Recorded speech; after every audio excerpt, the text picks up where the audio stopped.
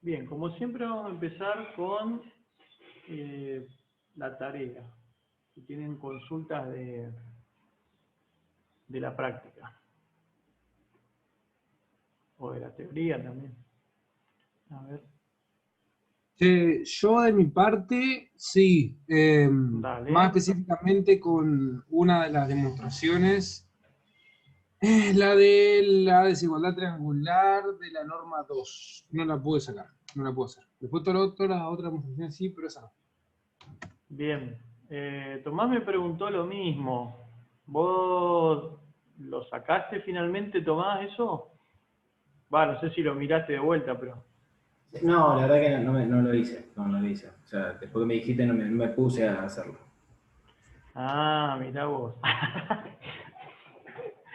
No, no, ahora lo Yo sé. me porté bien, o sea, ese mismo día deduje las otras, o sea, era un montón. Muy bien, muy bien, muy bien, muy bien. No, le decía a Tomás que el año pasado la de Norma 2 no estaba de tarea, pero este año la agregamos para ir variando un poco. Eh, O sea, sonaron lo del año que viene, básicamente. el año que viene vamos a poner una norma que una norma súper extraña. Igual, igualmente, en la práctica, las tres normas más o menos en la donde se puede sacar la cuenta son esas tres, infinito, 1 y 2. Si querés sacar en la norma en otra, norma 3, ponele, o norma lo que sea, tenés que resolver el problema de minimización de la definición, o sea que no es tan fácil obtener esas normas. Entonces tampoco va a haber muchas demostraciones en otras normas distintas, ni tampoco se usan. A ver, espérenme un poquitito.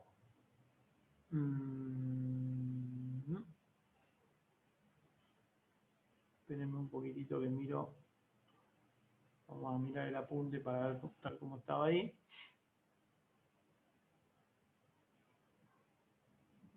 Las otras sí te salieron, Ángela, ¿no? O sea, qué sé Sí, las otras yo, sí. Creo que es esa la G0 y segunda. alfa. ¿Cómo?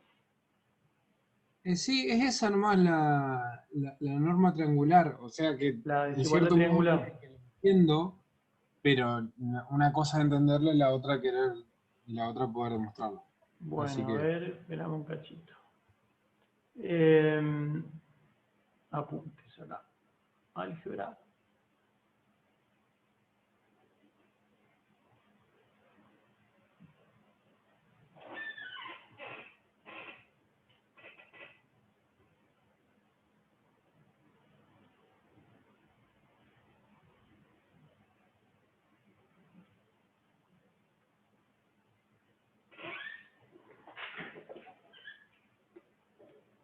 Bueno, en la norma 2,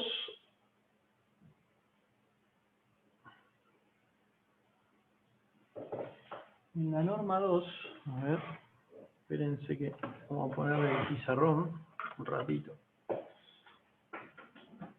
Estaba poniendo la definición en pantalla y todo eso. Ahora vamos a arrancar con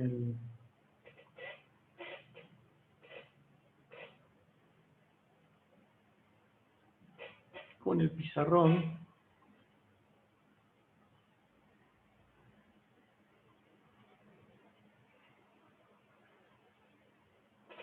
A ver, déjenme que ponga la... acá.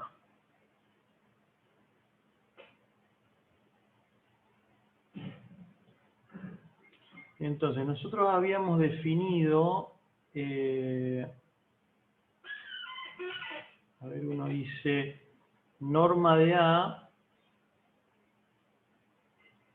es igual al máximo de la norma de A por X, tomando todos los X posibles cuya norma sea 1, donde norma de algo ahí es la norma usual para vectores. diciendo usual el norma infinito, norma 1, norma 2, la que sea, pero la misma de vectores, ¿sí? ¿Está? Entonces fíjense, ¿qué es lo que uno está haciendo acá? Bueno, lo que uno hace, fíjense que este es un problema de minimización o de maximización. ¿Qué tenés que hacer? Tomar la matriz A que tenés, multiplicarla por los infinitos vectores X cuya norma es 1, porque estamos de acuerdo que hay infinitos vectores que tienen norma 1, ¿no? ¿Puede ser? Sí, sí. Bueno, entonces uno tiene que hacer A por los infinitos vectores cuya norma es 1, ir haciendo A por ese vector, y al hacer A por ese vector te va a dar otro vector, ¿no? Entonces haces A por los infinitos vectores cuya norma es 1 y te van a dar infinitos vectores a los cuales cada uno le vas a tomar la norma, ¿sí? Y entonces te vas a quedar con la máxima de la norma más grande que surge de haber hecho la norma a cada uno de todos esos infinitos vectores con lo que hiciste A por X, ¿sí? Y ahí te va a salir la norma de matrices inducida por la norma de vectores que usaste acá. Es decir, si vos hiciste esta cuenta con la norma 2 de vectores, vas a obtener la norma 2 de matrices. Si hiciste la norma 2, hiciste esto con la norma 1 de vectores, te va a dar la norma 1 de matrices.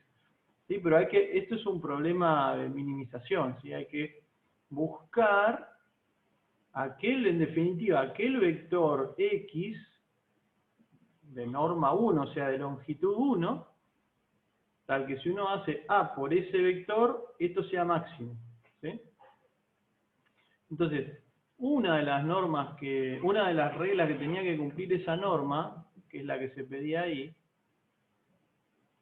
o una de las que se pedía hacer, que estaba diciendo Ángelo, es el hecho de que norma de A más norma de B es menor o igual que la norma de A más la norma de B. Que esto se conoce como desigualdad triangular, digamos, por el hecho de, esto creo que lo habrán visto en álgebra, ¿no? El hecho de que es como que uno tiene los lados de un triángulo y la hipotenusa, ¿no?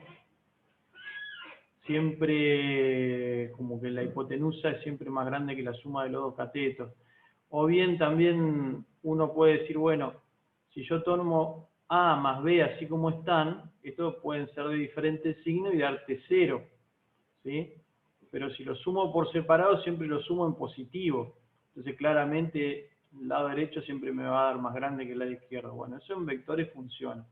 Y la idea es que una norma de matrices, para que sea norma, cumpla la misma condición. Bueno, entonces, ¿cómo es que uno va a demostrar esto para el caso de la norma 2? Bueno, uno podría venirse justamente a la definición, ¿no? Uno podría venirse justamente a la definición. Y decir, bueno, a ver, si yo quiero hacer la norma de A más B matriz, sería el máximo de la norma de A más B por X, ahí, ¿no?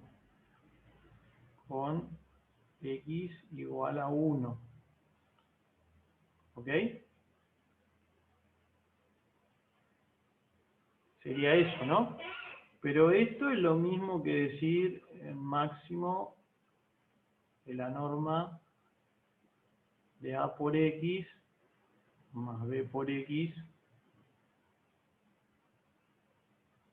con X módulo de X, o norma de X es igual a 1. Pero esto que tenés acá, por la desigualdad triangular, ahora no de matrices, sino de vectores, es menor o igual esto que tenés acá es menor o igual, sería acá, a la norma de esto, esto sería menor o igual a la norma de esto más la norma de esto, ¿no? Entonces después hay que Santi, sacar, sí, disculpame que te interrumpa, sí, pero te está yendo, me parece. O sea, lo que nosotros queremos probar es para la norma 2, no para la expresión general de las normas. ajá. Y bueno, si lo probamos para la expresión general, ya lo probamos para la norma 2, ¿no? No, porque no estarías probando que la norma 2 es una norma. Si vos probás esto para la expresión general, estarías probando que esta expresión general que dice máximo de módulo de A por X es una norma. Pero si vos querés probar que la norma 2 es una norma, tendrías que probarlo para la norma 2. O sea, si no, Claro, ¿de qué te sirve buscar las propiedades de los autovalores como estamos hablando en la clase pasada también, digamos? claro, pero lo que voy es que si yo lo que voy a hacer acá, el, el planteo que voy a hacer acá, lo hago con la norma 2 de vectores, ya está, ¿no? Claro, claro, claro. Habría que hacerlo con la norma 2, digamos. Claro, bueno, Por eso le el digo, planteo que estoy haciendo ahora probamos para vale, la norma 2. el planteo que estoy haciendo ahora vale para todas las normas, digamos, particularmente para la norma 2 también. Entonces, ya está. Bien, y si yo vengo y digo que la expresión mínimo autovalor de lo que sea también forma parte del grupo de forma de calcular las normas, ¿va a valer también para eso? No. Primero hay que probarla para cada una de las expresiones que componen la forma de calcular las normas, y ahí y ahí te vas a dar cuenta, o sea, y ahí vas a poder garantizar que esa forma de calcularla vale.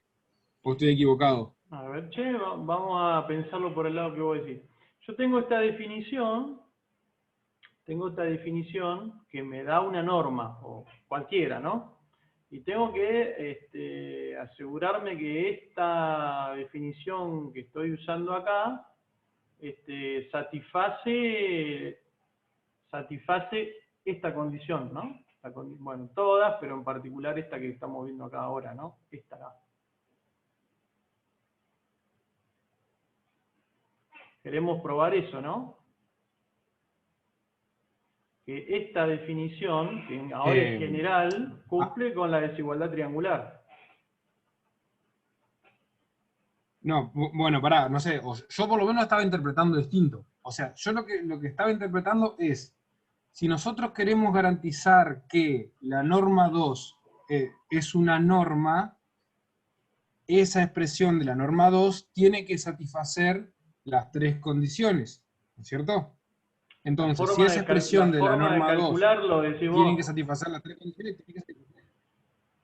Claro, exactamente. Sí, a ver, yo la demostración que voy a hacer es a través de la definición, ¿no? Después lo que te faltaría demostrar es que la fórmula de cálculo esa que pusimos nosotros ahí realmente satisface que se cumple el máximo, que se cumple la cuenta que estamos poniendo ahí, que el Bien, máximo. eso es lo que necesitamos calcular. Sí, sí, sí. Eso es Bueno, por mi parte lo que yo acá necesito. estamos suponiendo que la cuenta esa Ah, que yo les propongo ahí es realmente la forma que se calcula la norma, digamos. Que eso es algo que nunca lo demostramos, que nunca dijimos de dónde salió. Digamos, ¿por qué? Si vos tomás norma 2 de vectores, finalmente la manera de calcular la norma termina siendo la raíz cuadrada del máximo autovalor de A traspuesta por A. ¿Sí? Eso no lo dijimos nunca. claro, está bien, es verdad, nunca hablamos de eso, está bien, es verdad. Tampoco hablamos de que la norma 2 también se puede calcular como la raíz de la suma de los cuadrados de los componentes. Son distintas maneras de calcularlo y hay tres maneras, si no me equivoco, la otra no Sí, entendí ni siquiera la expresión. Pero a lo que voy yo, digamos, es que nosotros, haciendo que la expresión esa, máximo de módulo de A por X, satisface las tres condiciones, estaríamos diciendo que esa forma de calcularlo satisface las condiciones de la norma. Pero no estaríamos diciendo que la forma de calcular la norma 2 satisface. Así como no sí, estamos garantizando que la forma de calcular la norma 1 satisface ni la norma infinito, digamos. no, lo que tenés que lograr son fórmulas para el cálculo de la norma que sean sí y solo sí con esta definición, digamos. ¿Ok? O sea, esta es la O definición. sea que nosotros teníamos que probar estas tres condiciones solamente para esta expresión que dice ahí, máximo de A por X con módulo de X igual a 1. Sería otra Teníamos forma, que probar ¿no? esas tres condiciones solamente para esa expresión. Si uno lo pudiera demostrar para esa expresión, ya lo tendrías. De decir, bueno, yo lo demuestro para la definición formal de la norma. Y después, como esa definición para norma 1 es sí, solo sí, con la tal formulita, y con norma infinito tal, y con norma 2 tal, listo. Claro, claro, y estaríamos confiando de que la otra expresión está bien. Está perfecto. Claro, lo que vos tenés Entonces hice que... un montón de laburo al pedo, que era probar esas expresiones para las otras normas. No, es otra forma de Pensé que hacerlo, había que probarla pero... para cada una de las tres. No, sí, la idea es esa, digamos, pero en el caso de la norma 2, como tenés la raíz cuadrada y todo eso, no sé si tenés mucha manera de hacerlo. Aparte, el probar la desigualdad del triangular enseguida te pide irte a la norma original, porque esta desigualdad triangular es una desigualdad que viene inducida por la norma de donde viniste, digamos, que es la norma de vectores, digamos. Está, porque renegué bastante el fin de semana tratando de encontrar cómo probarla con autovalores y autovectores, y de haber sabido que en este caso, para esta particular, teníamos que venir a la expresión general, me hubiera salvado bastante las papas. Claro, suponete, si vos decís así, norma de A max de norma de A por X para el caso que la norma de X sea 1, y acá decís, perdón, esperen que borro, esto, sí, solo sí, norma de A, max de A transpuesta por A, ¿sí? Con norma de A, norma punto igual a norma 2, ¿sí? ¿Sí? Si vos podés demostrar esto, lo que vale a la izquierda vale a la derecha, ¿no? Entonces vos las demostraciones las podés hacer con la expresión de la derecha o la podés hacer con la expresión de la izquierda. Para el caso de la regla del elemento nulo y del producto por un escalar, muchas veces te conviene trabajar directamente con el lado derecho. Te conviene trabajar con esto, porque sale bastante bien por ahí. Pero en el caso de la desigualdad triangular me da la sensación de que es más fácil trabajar con esto de acá a la izquierda, ¿no? Con la definición.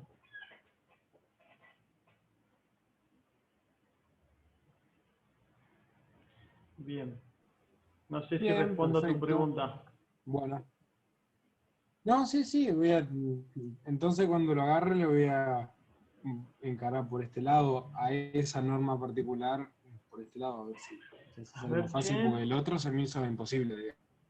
Y por el otro muy difícil, ¿viste? Porque autovalores de una suma, no hay reglas generales para los autovalores de una suma. Claro, por eso. Hubiera servido el dato. A ver. Bien, entonces volvamos acá. Yo tampoco me lo puse a hacer, ¿eh? Se lo tiré a Tomás el otro día que me lo preguntó. Así que lo estamos haciendo juntos. Entonces, bueno, uno dice A por X más B por X. Te queda esto, ¿sí? Pero uno por la desigualdad triangular de vectores, ¿qué tiene? Tiene que A por X más B por X es menor o igual a A por X más B por X, ¿no? ¿Puede ser? ¿Y eso de qué nos sirve?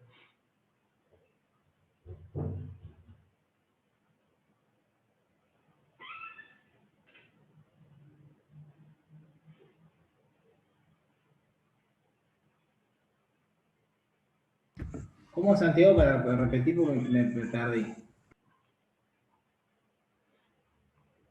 Ya. uno dice, bueno, yo acá tengo que sacar la norma de A más B, ¿sí? Tengo que sacar la norma de A más B. Eso es, tengo que sacar la norma de A más B, que es el máximo para todos los vectores de módulo 1 de A más B por X, ¿no? ¿Ok? Norma de eso. ¿Estamos bien hasta ahí? Perfecto, sí. Después, bueno, eso si distribuís te queda el máximo de A por X más el máximo de B por X. Pero por la desigualdad triangular de vectores, vos que tenés, A por X es un vector, y B por X también es otro vector. Entonces eso va a ser menor o igual a A por X más B por X. ¿Sí? Está bien. Siendo esto positivo y esto positivo también. ¿Está? Entonces, nos vamos para acá abajo, a ver si podemos seguir un poquito más. Bueno, acá nos quedó un menor o igual.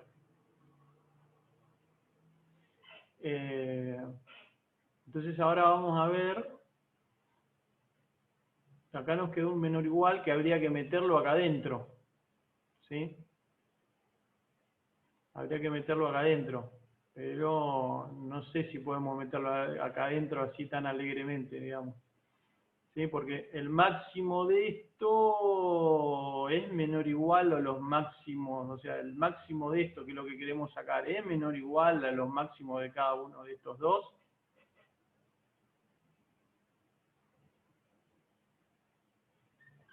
Y sí, porque acá estos se te pueden anular. En cambio, esto al estar por separado, los dos son positivos. El máximo de esto y el máximo de esto te van a dar más grande que el máximo de estas dos cosas juntas, digamos. ¿Está bien?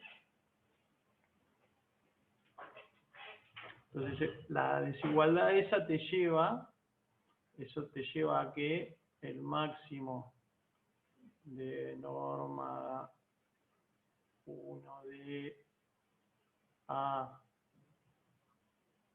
por X, perdón,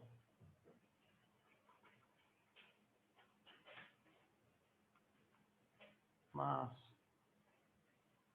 B por X, por esto de acá arriba, va a ser necesariamente más chico que esto.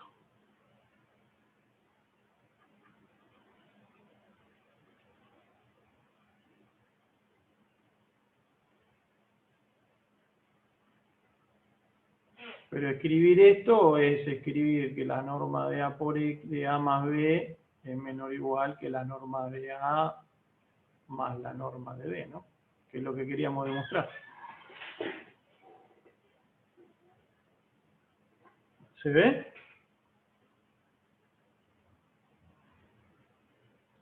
Lo repasamos todo si quieren. Ahora que lo tenemos entero.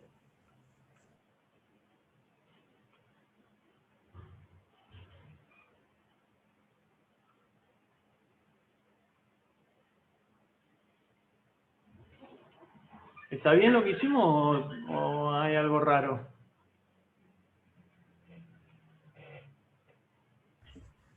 No, o sea, sí, o sea, Esto también me pasamos parece acá. que... ¿Estamos mintiendo en alguna parte? No, o sea, para mí la definición general no, no.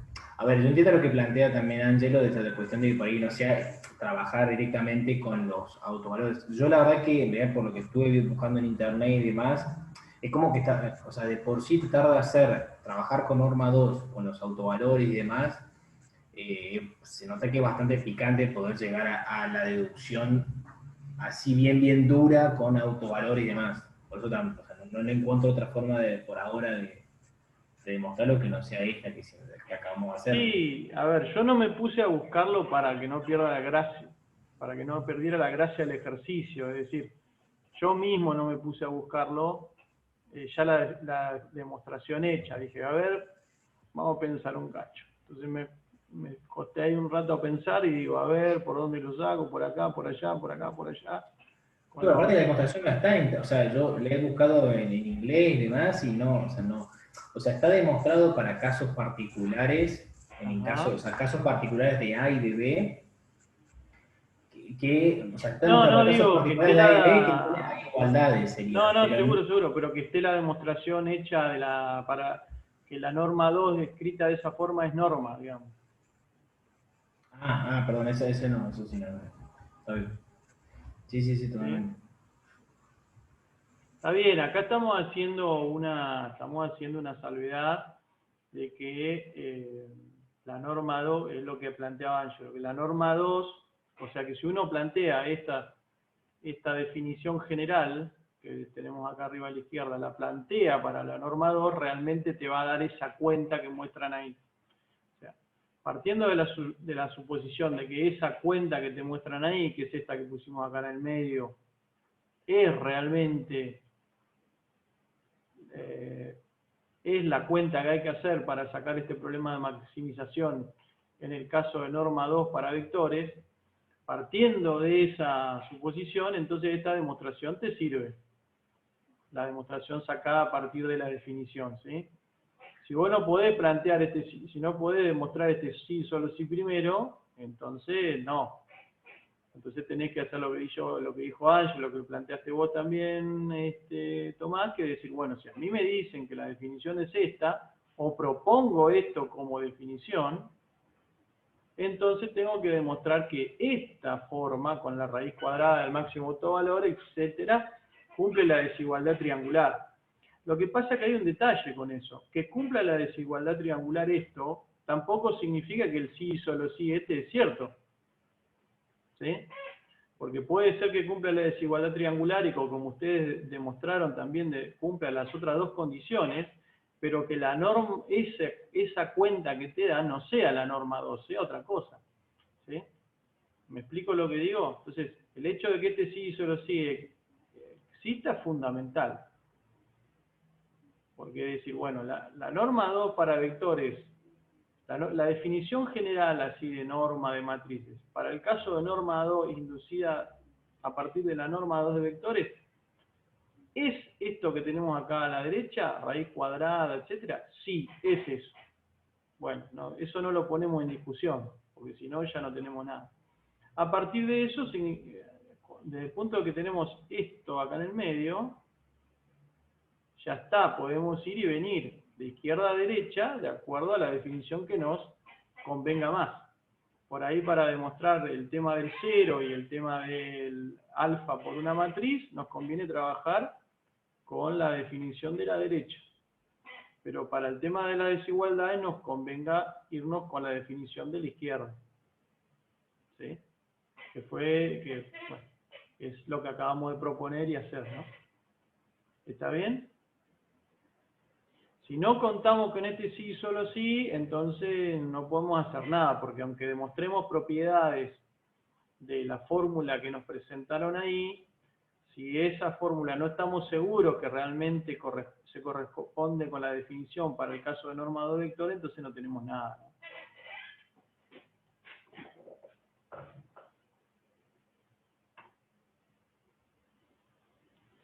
Bien. ¿Puede ser?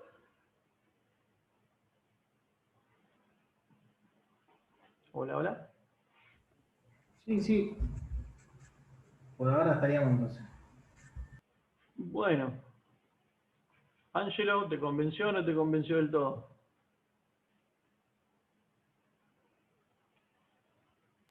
Sí, sí, no es lo que venía buscando, pero está bien, es válido, digamos. Yo Hay que tampoco. confiar en ese sí solo, sí, eso es lo que duda, Claro, digamos. sí, sí. Uno diría, no, yo lo quiero romper esto, quiero agarrar la definición como está y sacarlo a partir de ahí. Bueno, yo lo pensé un rato y parece que por ese camino está difícil. Entonces, bueno, como vos decís, nos confiamos en ese sí, solo sí, de que una cosa corresponde con la otra y listo, demostramos a partir de la definición clásica, o de la definición de la norma, que la ventaja que tiene es que si lo demostraste con la definición de la norma, ya está, lo demostraste para todas las normas, ¿sí? Siempre que tengas ese sí, solo sí con cada norma, ¿no? Que tenga el sí, solo sí con la norma 1, con la norma infinito, con la norma 2, con la que sea. Pero bueno, es natural demostrarlo por ahí, porque la desigualdad triangular es algo que ya existe en las normas de vectores. Entonces, si vos podés ir al terreno de las normas de vectores, lo demostrás enseguida. Que yo lo pensé por ahí y dije, a ver, desigualdad triangular, bueno, sí, la desigualdad triangular la tengo en vectores. Ya la tengo, es dato, es hipótesis. Bueno, ¿y cómo puedo ir al terreno de los vectores? Y me voy a la definición de, de norma de una matriz. Si caigo ahí de vuelta, listo, sale derecho, que es lo que acabamos de hacer. Pero bueno, siempre haciendo la salvedad de que tenemos el sí, solo sí, para el caso de la norma 2, ¿no? Bien. Después otro tema que estuve mirando era el asunto de, ¿se acuerdan de la convergencia del Richardson para la norma norma matricial menor que 1? ¿Se acuerdan? Que algunos lo Sí, habían planteado, creo que Agustín lo había planteado.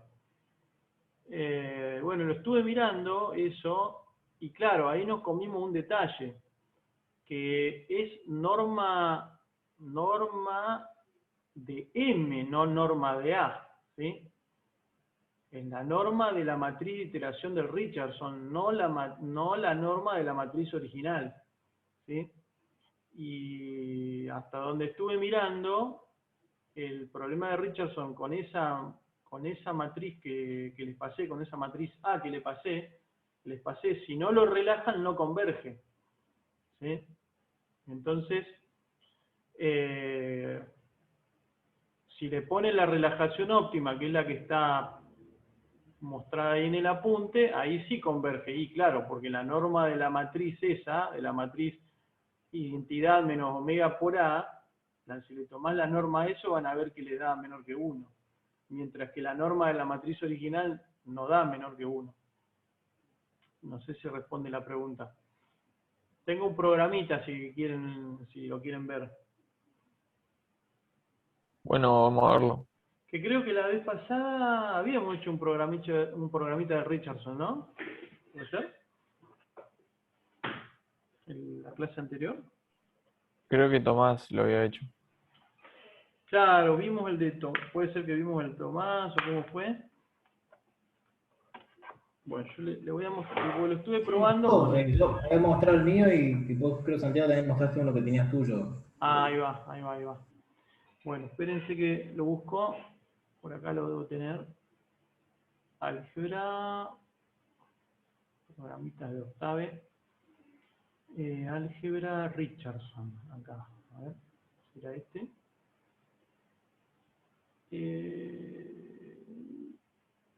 Sí.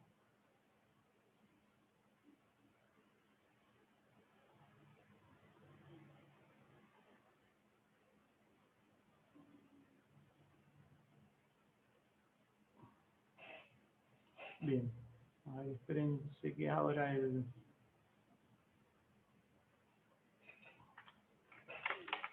Octave y todos los chiches. A ver.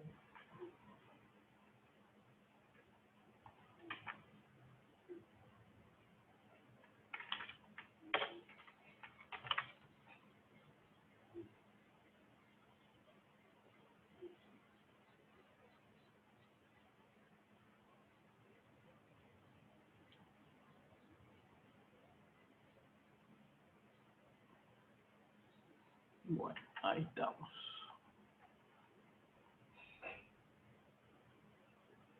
Bueno, vamos a compartir entonces la pantalla de Octave. ¿Se ve ahí?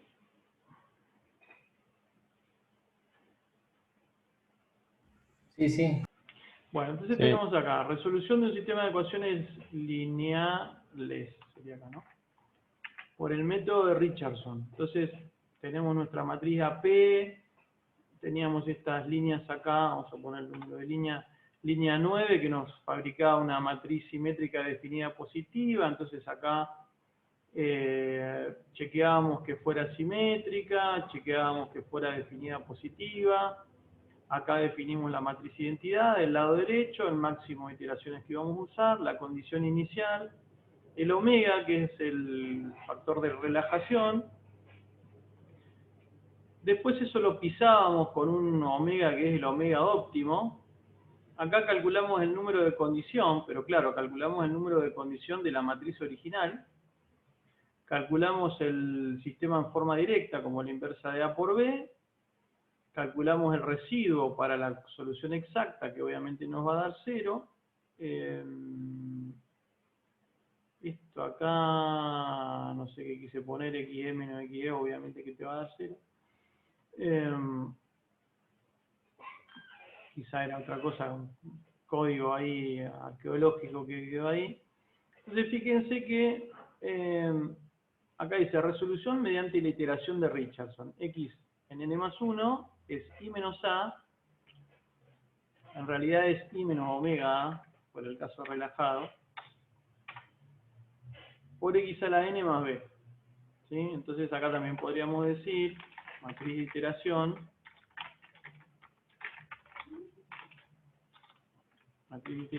M igual a ¿qué? A 1 menos omega A, ¿no? Perdón, a la identidad menos omega A.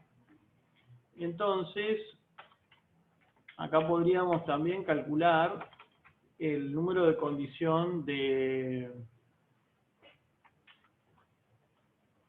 Bueno, acá estoy calculando el número de condición, pero vamos a calcular la norma de la matriz. A ver. La norma de la matriz la vamos a calcular acá directamente. Norm de M. Habíamos dicho que la norma, si no le decías cuál era, te decía la norma 2, ¿no?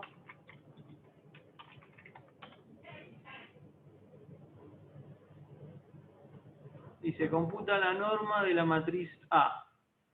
Si no se da el segundo argumento, entonces se usa la norma 2. Bien, entonces ahí dejamos asentado cuánto nos da la norma de M, ¿sí? Entonces lo primero que vamos a hacer es, acá donde dice omega igual a 2 sobre lambda máximo más lambda mínimo, lo vamos a comentar para que nos quede como omega, como factor de relajación nos quede 1. Entonces la matriz de iteración va a ser directamente la identidad menos A. ¿Está bien?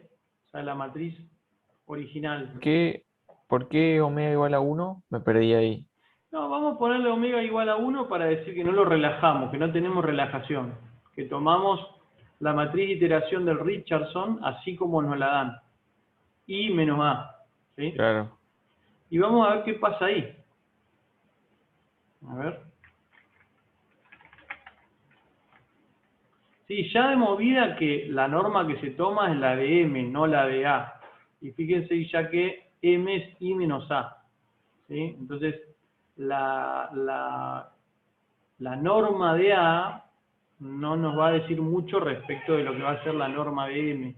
Nos va a decir una parte, pero no todo. Entonces, primero vamos a ver, con esto quiero decir que lo que hay que tomar es la norma de M, no la de A. Entonces, la de A puede dar mayor que 1, que no nos dice nada respecto de lo que daría la de M, pero hay una relación entre los autovalores de una matriz y los autovalores de la identidad menos una matriz. Y si esto nos da norma mayor que 1, difícil que la de M nos dé menor que 1. Bueno, por ahí si hay una resta, no sé, vamos a ver, pero en principio no podemos decir nada. Vamos a calcular la norma con el omega igual a 1 y vemos qué hace. Y si converge. A ver, acá tiro un error, claro, porque no definí lo que es M. Vamos a hacer directamente definir esto acá afuera. M es igual a esto. Sacamos la norma. y ponemos M acá dentro de la iteración del Richardson y chao. Bueno, fíjense que lo ponemos a correr y ya explota. Ven que acá está dando infinito. Se da cualquier cosa.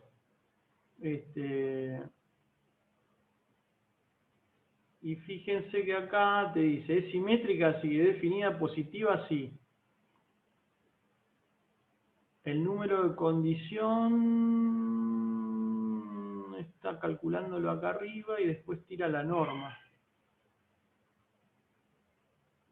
Ah, están los dos números, definida positiva. Sí, hay un dato que no me está apareciendo. Espérense que le vamos a poner un cartelito. Vamos a poner printf para que quede más claro. Número de condición de A.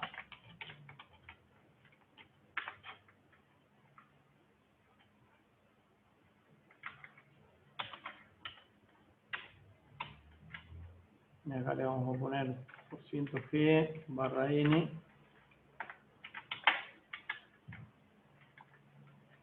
Vamos a hacer otro acá que diga norma de M.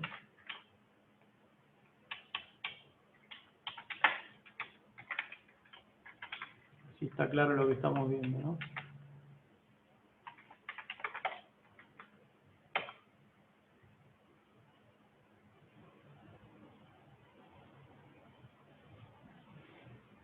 Bien.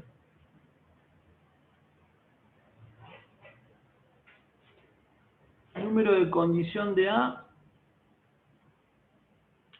El número de condición de A ver dónde estábamos mirando eso. Número de condición de A, 1.778. O sea que es una matriz que está bastante bien condicionada. El X exacto te va a dar esto, el residuo te da máquina, o sea que cuando resolvés el exacto, obviamente el residuo te da 0. Después está esta cuentita que es una cuentita que vamos a comentarla directamente. Y después fíjense que dice norma de M 38. ¿Sí? La norma de la matriz de iteración con omega igual a 1 es 38. O sea que está previsto que el Richardson no converge.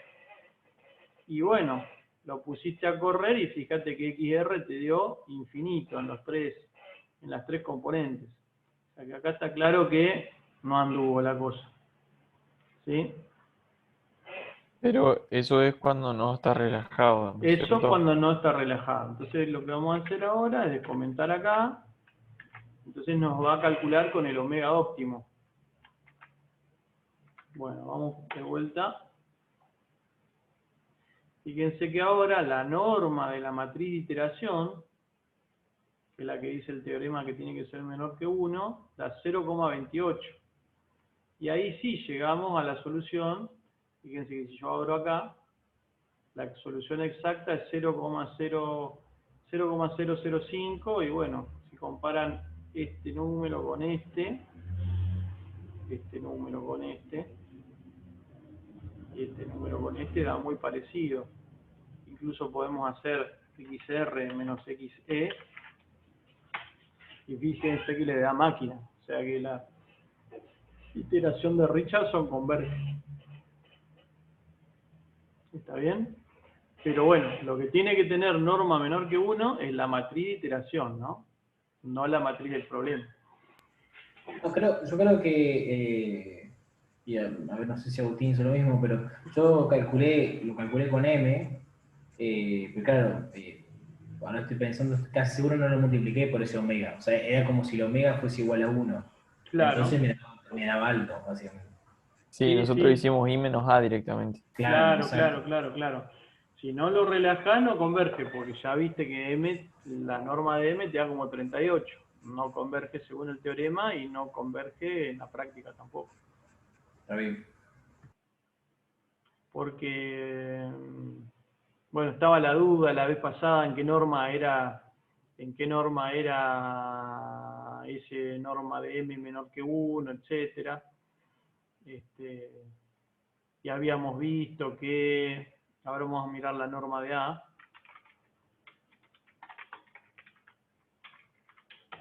Claro, la norma de A da 39, entonces uno dice, bueno, ¿por qué si la norma de la matriz da 39 el método converge? Y porque lo que hay que mirar es la norma de M, de la matriz de iteración. ¿Está bien? Listo, perfecto. Bueno, eso yo ya lo corregí en el apunte. Puse que era norma 2, y bueno, era lo único que había que corregir, porque estaba bien, era norma 2 de M. En realidad, después estaba el asunto que habíamos dicho, bueno, ¿en qué norma va eso, etcétera? Y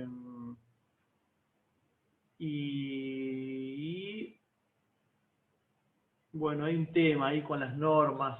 Ahora no recuerdo bien, déjenme pensar un cachito, porque también las normas son equivalentes. La norma, tenés norma infinito, norma 1 y norma 2. Igualmente, para que eso funcione siempre, tendría que ser menor que 1 en cualquier norma, digamos. ¿Sí? Entonces, uno diría, bueno, tiene que ser al menos menor que 1 en la norma que te dé más grande. ¿Sí? ¿Ok? Entonces, si vos te asegurás que es menor que 1 en la norma que te dé más grande, bueno, en todas las otras normas que el número más chico también va a funcionar, ¿no? Entonces uno diría, bueno, ¿y cuál es la norma que te da más grande? Bueno, eso se lo respondo a la clase que vi. Pero con norma 2 va bien. Si lo haces con norma 2 va bien, es una medida correcta, digamos. En realidad, pensado al revés, uno puede decir, quédense tranquilos que eso está pensado con la norma que te da más grande. O sea que con cualquier otra norma que le pongas va a funcionar. ¿Me explico? Lo que digo, ese módulo de norma de M menor que 1 está pensado para hacerlo aún hasta con la norma que te da más grande. O sea que con todas las otras te va a dar más chico. No hay problema. O sea, si la norma que te da más grande, ponele el infinito, con norma 1 y con norma 2 también te va a cumplir, digamos. Bien. ¿Alguna pregunta más de los ejercicios?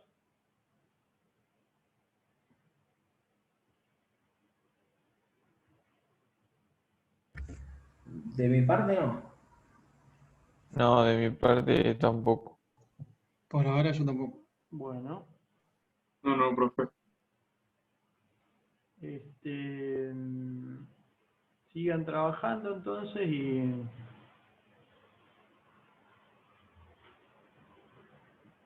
sigan trabajando. Sí, acá estoy viendo que justamente en la norma 2 es el ínfimo como de todas las normas. Entonces la norma 2 es la más chica de todas. ¿Sí? Si vos le calculás norma a una matriz con norma 1, con norma infinito y con norma 2, el numerito que te da va a ser el más chico, va a ser con norma 2.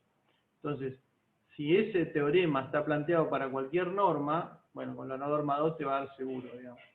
O sea, te va a verificar. Pero bueno, eso no es lo tan importante. El asunto es que sea para cualquier norma eso, ¿no?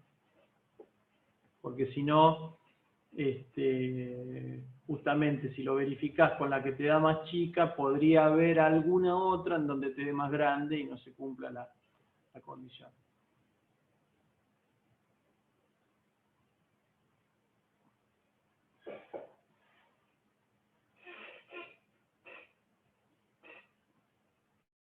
A ver, ¿me dan un momento?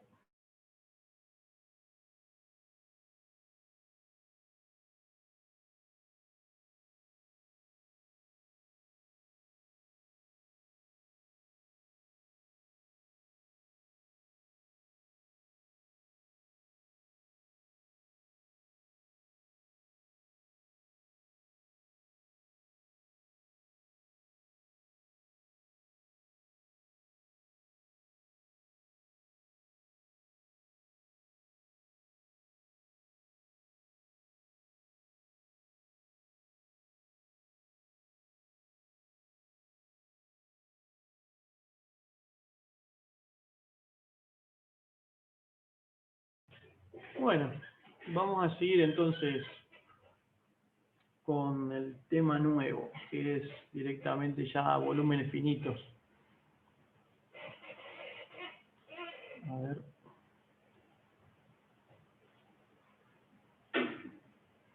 Bueno, entonces, tenemos las ecuaciones que queremos resolver, que en este caso, bueno, sería la ecuación general de la dirección-difusión no estacionaria con fuente, por ahora es eso.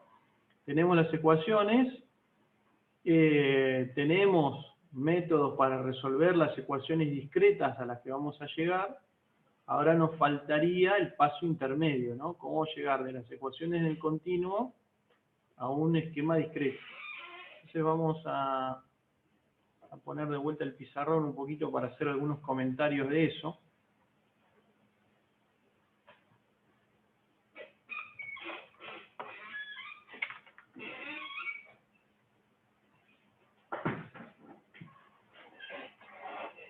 Algunas cosas de estas ya vimos en cálculo, pero con FEM. Pero quizá no de una forma global, digamos, o de una forma integral. ¿Nosotros qué teníamos? Tenemos el dominio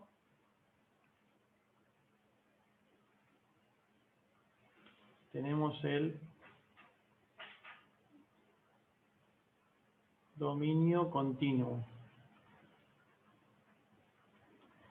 En el dominio continuo que tenemos ecuaciones diferenciales, ¿sí?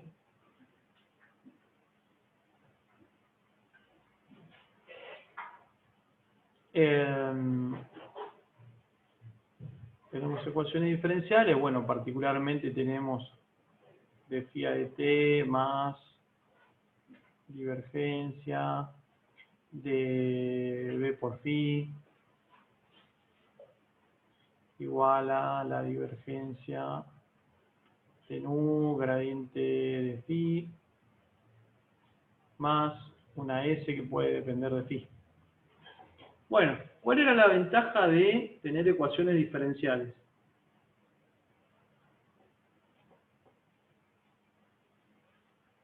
Hay muchas, pero algunas. O sea, yo no me acuerdo de las ventajas como tal, pero lo que sí yo recuerdo es que en las ecuaciones diferenciales, vos lo que estabas describiendo es punto por punto el dominio, básicamente. Bien. Podés obtener una descripción. Horrible. Una descripción punto a punto.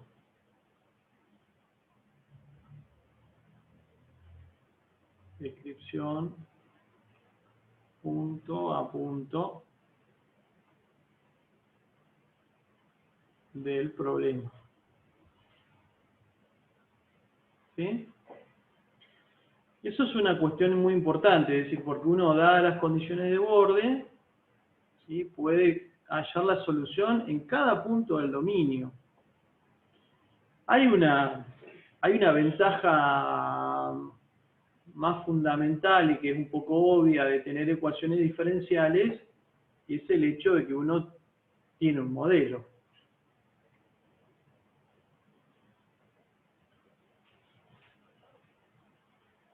Y esa es una ventaja fundamental, ¿sí? Que, como digo, parece medio obvia, pero a veces no lo es tanto. Es decir, nuestro problema tiene un modelo en ecuaciones diferenciales que uno puede resolver, ¿sí? ¿Está bien? Porque podría darse el caso que hay un fenómeno para el cual uno no tiene un modelo, ¿sí? Entonces, si no tiene un modelo, tiene que fabricarse un modelo en ecuaciones diferenciales. Y ustedes me dirían, uy, che, pero ¿y para qué fenómenos no tenemos un modelo? Y a veces cuando uno trabaja con un material nuevo, por ejemplo, no tiene un modelo en ecuaciones diferenciales para el comportamiento de ese nuevo material. Entonces hay que salir a desarrollar un modelo, primero, de cómo funciona ese material. Una vez que uno tiene ese modelo, bueno, puede resolver las ecuaciones diferenciales y predecir cómo funciona ese material. Me acuerdo que una vuelta, estando en un congreso, en 2017 en La Plata, una de las charlas que hubo plenaria fue justamente de un profesor, si no me acuerdo bien, no me acuerdo mal, el material era un material tipo gel, para el cual ellos no tenían un modelo matemático. Entonces plantearon un modelo de mecánica del sólido para ese tipo de gel. Después, una vez que tuvieron las ecuaciones diferenciales, plantearon una solución numérica de las ecuaciones diferenciales a las que habían llegado, y entonces con eso obtuvieron predicciones de cómo funcionaba ese material, pudieron calcular, etcétera, ¿no? Pero fue muy, muy interesante todo el análisis, porque normalmente cuando uno va a congresos de métodos numéricos ve cómo alguien aplica métodos numéricos a un modelo en el dominio continuo que ya existe, ¿sí?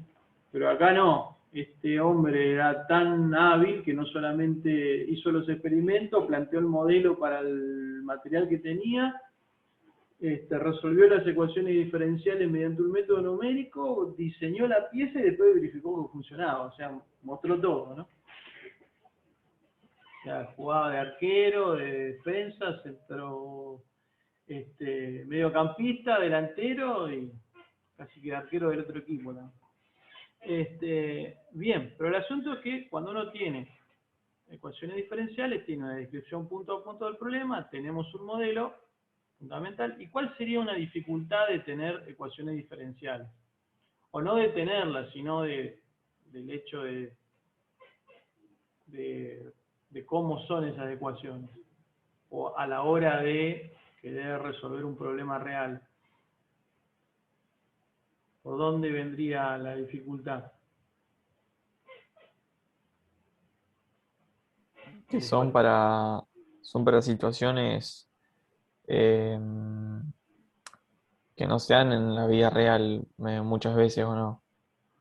O sea, son para cosas muy simplificadas. Las ecuaciones valen siempre, guarda, ¿eh? Las ecuaciones valen siempre. Mientras uno cumple las hipótesis, valen siempre las ecuaciones. Puede ser que ocupen mucho recurso, digamos, como que lleven mucho tiempo de cálculo. Si uno quisiera resolver las ecuaciones diferenciales hasta el punto infinitísimo, llevaría infinitos recursos, ¿no? Estamos cerca, ¿no? Pero ¿cuál sería el asunto con las ecuaciones diferenciales? Tenemos el problema, descripción del problema punto a punto, eso es bárbaro. Tenemos el modelo que describe la naturaleza, pero las ecuaciones diferenciales tienen un problema. A ver quién lo dice.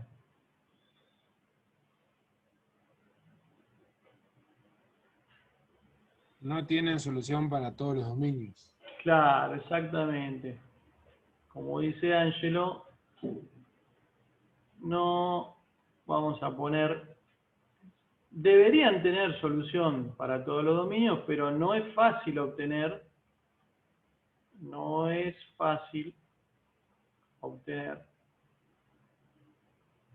soluciones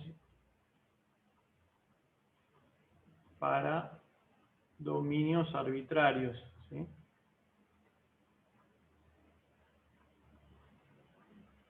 Sí, podemos obtener una solución para un dominio rectangular, para un dominio circular, para un problema entre placas, etcétera, pero un problema con un dominio cualquiera, obtener las ecuaciones, las soluciones a esas exactas. Vamos a poner soluciones exactas. No es fácil obtenerlas para dominios que tengan cualquier forma, ¿no? Porque bueno, si uno tiene la solución exacta, listo. Ya lo que obtenés es un phi de x, y, z, t. Listo. ¿Querés saber cuánto vale phi en determinada posición y tiempo? Metés esos valores en la solución, la solución exacta, y la solución exacta te dice cuánto vale ahí la función. Bueno, pero esas soluciones no se obtienen con facilidad, ¿sí? Ustedes dirán, ¿y cómo sé si voy a obtener soluciones para cualquier dominio? Bueno, ahí es donde entran los matemáticos. Los matemáticos dicen, mirá, a los físicos se les ocurrió fabricarse esta ecuación que responde al funcionamiento de tal material. Y entonces ellos dicen, ¿será que esta ecuación tiene solución y esa solución es única? Entonces ahí es donde los matemáticos plantean estos teoremas de existencia y de unicidad de soluciones. Entonces te dicen, sí, existe solución y es única, bajo tales condiciones. Entonces vos con eso ya te quedás tranquilo, que tu modelo funciona. El tema es que, bueno, el hecho de que el modelo funcione no implica que vos puedas siempre encontrar soluciones analíticas o que sea fácil encontrar. Entonces, debido a esas restricciones, es bastante común que uno quiera entonces plantearse una solución en el dominio, plantearse una solución en un dominio discreto. ¿Sí? Dominio discreto. Bueno, entonces en el dominio discreto lo que tenemos son ecuaciones algebraicas, ¿sí? ¿Y cómo son esas ecuaciones algebraicas? Sí, son del tipo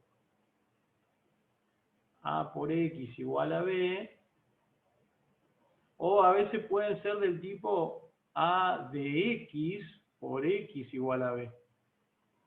¿Sí? Entonces, cuando veamos Navier-Stokes vamos a ver que a veces salen estas del segundo tipo. Estas son lineales y estas acá abajo son no lineales. ¿Sí? Porque los coeficientes en las no lineales, los coeficientes de la matriz dependen de las incógnitas. Entonces, bueno, es un poquito más difícil ahí, hay que hacer algunos de Newton-Raphson, algunos de los métodos que ya vimos en cálculo, ¿no? Pero bueno, para el caso que nos ocupa ahora, que vamos a tratar con problemas lineales, vamos a estar en este caso, ¿no? ¿Y cuál sería una de las ventajas de resolver ecuaciones algebraicas? ¿Qué le parece? A ver si habla alguno de todos los que no habló hasta ahora. Santiago Saguis, Matías Marín. Así vamos escuchando voces diferentes. ¿Qué les parece? ¿Cuáles serían algunas de las ventajas de resolver ecuaciones algebraicas en vez de ecuaciones diferenciales? Capaz puede ser, a diferencia de las ecuaciones diferenciales, la facilidad de cálculo. Claro, primero tenemos una facilidad de cálculo o facilidad de solución. Facilidad vamos a poner entre comillas, ¿no? Porque a veces también puede ser difícil en términos de que hay que hacer un montón de cuentas, pero lo importante, como dice acá el tocayo, es que es fácil en el sentido de que lo que estamos resolviendo es un sistema de ecuaciones lineales, que aprendimos en la secundaria a resolverlo, ¿verdad? Y la otra, que por ahí no la hemos charlado, es que es computable, que el problema es computable.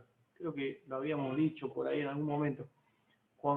Cuando digo que el problema de resolver una ecuación, sistemas de ecuaciones algebraicas es computable, es que es algo que se puede hacer en una computadora que sabe sumar, restar, multiplicar y dividir, ¿sí? En cambio, resolver una ecuación diferencial no, porque implica un proceso deductivo, qué sé yo. Ahora hay algunas computadoras que hacen ese tipo de cosas, pero en general el proceso deductivo de resolver una ecuación diferencial no es trivial. En cambio, resolver un sistema de ecuaciones es algo fácilmente computable porque uno genera un algoritmo, se lo da a la computadora y la computadora toma el sistema de ecuaciones, va y lo resuelve. Algunos de esos algoritmos ustedes ya los programaron, ¿sí? El Richardson, el Gauss-Seidel, deben estar por programar también el caso del gradiente conjugado, ¿sí? Pero es fácilmente computable. Bien. ¿Y alguna desventaja de usar ecuaciones algebraicas en lugar de ecuaciones diferenciales? ¿Quién falta hablar? Matías Marín. Puede ser que son aproximadas. Bien. La Excelente. solución. Excelente, excelente. Excelente. Vamos a poner por acá.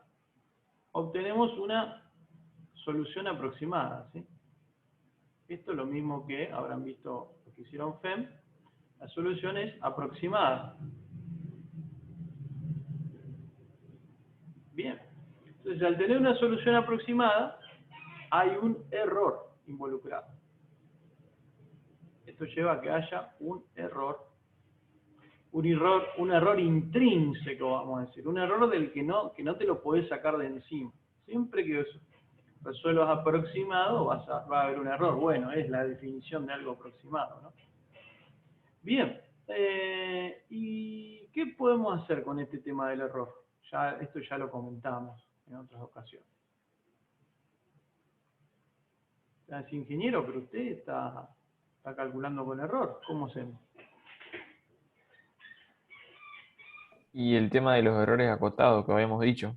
Exactamente. Y vos le vas a decir, sí, no se preocupe, que errores comete todo el mundo, y en ingeniería hay errores por todos lados. El asunto es que los errores sean menores que la cota que uno acepta como, que uno tiene como aceptable. ¿Sí? Entonces, mientras nuestra solución aproximada tenga un error de solución, vamos a decir, menor que el error aceptable,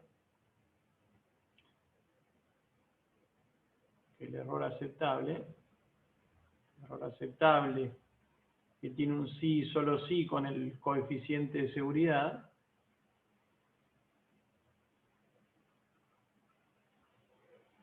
bueno, ya está. Entonces, el coeficiente de seguridad, el error aceptable, ¿esto de dónde lo saco?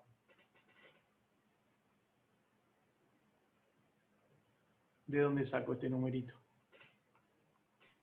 El residuo.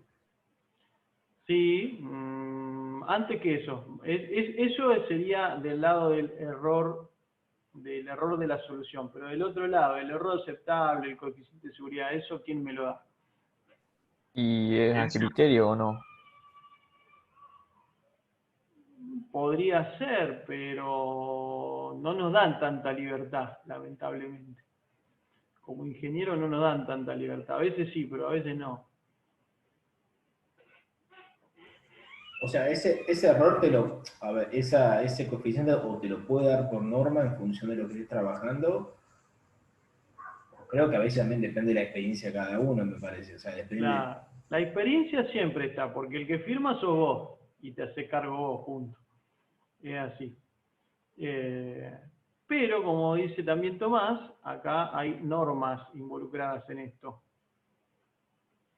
Las normas son reglas del arte que ya fueron propuestas por gente que pensó estos problemas antes y hace estudios estadísticos de hasta dónde podés estirar la cosa sin que se te rompa todo, ¿sí? Entonces, para cada tipo de problema se dan coeficientes de seguridad. Para vigas a flexión es una cosa, cuando tenés flexocompresión es otra, cuando tenés pandeo es otra, ¿sí? Y así para todos los tipos de problemas siempre hay coeficientes de seguridad que en definitiva están relacionados con el error máximo que uno puede cometer en la determinación de las cargas y en la determinación de las secciones con las que uno va a dimensionar, ¿sí?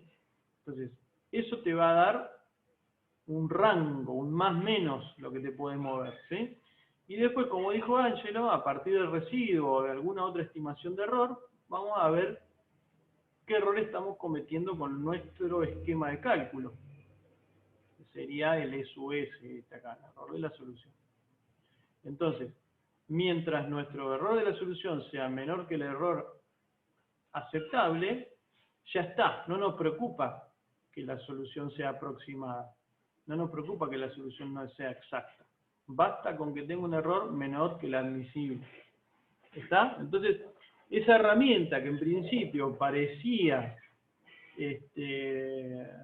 no ser útil porque tenía un error, en la vida real sí lo tiene, ¿sí? Porque sabemos que errores siempre hay. Bueno, pero nos falta algo acá, ¿sí? Nos falta algo.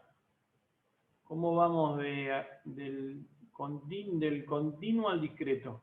¿Cómo vamos de acá para allá?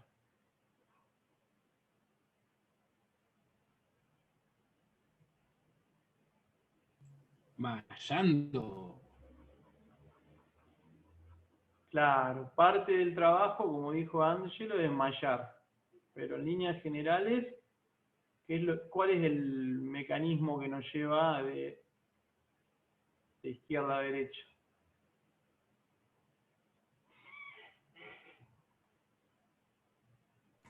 Y bueno, en este caso sería aplicar el método de los volúmenes finitos. Claro, ese es un caso particular, pero en líneas generales uno puede decir que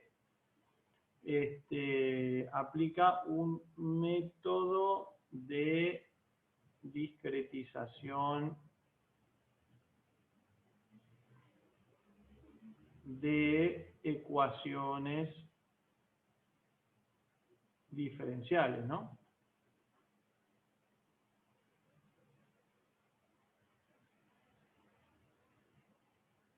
¿Sí? Los métodos de discretización de ecuaciones diferenciales son los que te llevan de las ecuaciones diferenciales a las ecuaciones algebraicas. Y entonces, bueno, como dijo Angelo, tenés el método de volúmenes finitos, tenés el método de elementos finitos,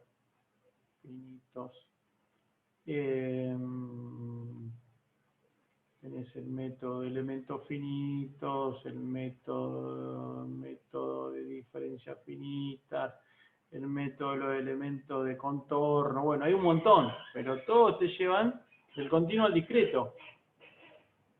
Y después, eso es el método, es como una técnica. Uno dice, bueno, la receta es esta. Sí, está todo muy lindo hasta ahí. Pero ¿y quién te lleva de vuelta? ¿Quién te lleva? ¿Quién hace el viaje opuesto, de acá para allá?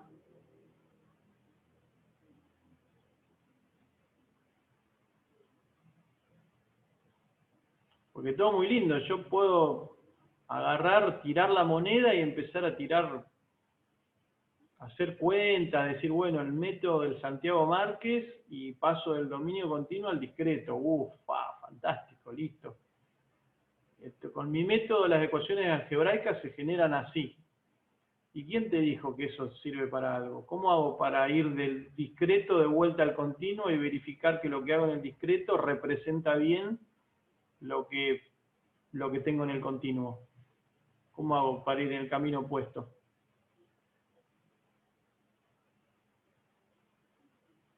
No sé si les contaron esa parte de la historia. Bueno, ahí lo que falta hacer son los análisis de, lo vamos a estudiar más después, pero análisis de consistencia, convergencia y estabilidad. ¿No era que había que cerrar los ojos y confiar en la solución? No. Yo conocí ese método nomás. Hacer el puente y subirte No vos. sirve entonces. No, porque uno discretizaciones puede plantear todas las que quiera, la ratero lesquiuta, si querés, en donde yo agarro las ecuaciones diferenciales y no sé, se me ocurre a usted agarra las ecuaciones diferenciales, no sé, hacen alguna magia y obtienen ecuaciones algebraicas. Pero ¿y quién te dijo que eso es un método numérico? ¿Sí? Para que sea un método numérico tiene que cumplir estas tres condiciones: consistencia, convergencia y estabilidad.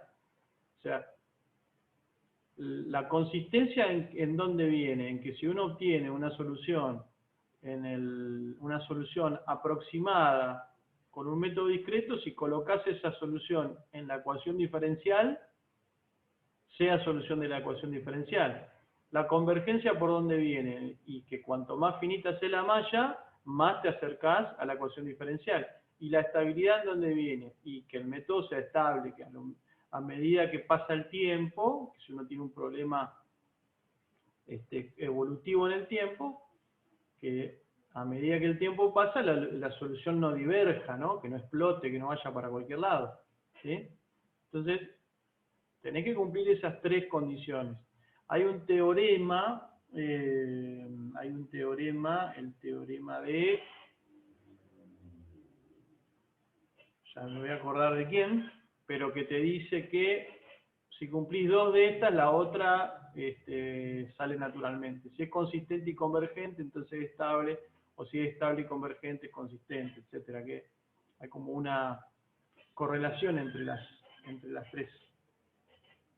El teorema de Lax, ahí está. El teorema de Lax te garantiza que cumpliendo 2 puedes cumplir la otra, ¿sí?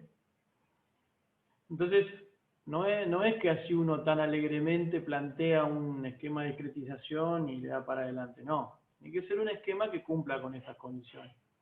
Bueno, por suerte, bueno, el método de elementos finitos, los volúmenes finitos, el de diferencias finitas, cumplen con estas condiciones, entonces uno puede estar seguro que las ecuaciones algebraicas que resuelve, si las resuelve bien, representan el problema original, ¿sí? Entonces, uno puede confiar en que esas soluciones resuelven el problema que uno está representando, ¿no? Porque uno podría pasar que uno discretiza y lo que obtiene discretizado no tiene nada que ver con el problema original, ¿no? Entonces, vos discretizás una viga y resulta que terminás resolviendo una chapa, ponele, ¿no? Por decir algo absurdo. ¿Está? Entonces hay que confiar en eso. Y bueno, el tema es que a veces el método es consistente, convergente y estable, el método en los libros, ¿no? Pero cuando uno lo implementa en un código, la implementación a la que llegás por ahí no es convergente o no es estable, ¿sí? Entonces no es tan directo. O sea, que no es que uno cierra los ojos, aprieta el botón de play y entonces SolidWorks te da la solución, ¿no? O el software que sea. A veces el modelo que uno arma, cuando pone las condiciones de borde, etcétera, está mal armado. Entonces, al armar mal el modelo, las ecuaciones a las que llegás, las ecuaciones algebraicas a las que llegás, cuando las resolvés no te dan la solución que vos estabas buscando. Pero bueno, eso ya es más un error humano, ¿no? Si uno a la computadora le da algo que está errado, la computadora te devuelve algo errado. A veces algunos códigos tienen verificaciones internas que cuando uno arma el problema, si hay alguna cosa que es incoherente, te avisa, ¿sí? Como para no errarle por tanto, ¿no? Bueno, así que lo que vamos a hacer es entonces ahora discretizar o empezar a discretizar por el método de volúmenes finitos. Empezar a plantear esa flecha naranja, digamos, en la dirección de obtener ecuaciones algebraicas. Bien. Vamos a dejar de compartir para compartir ahora el apunte.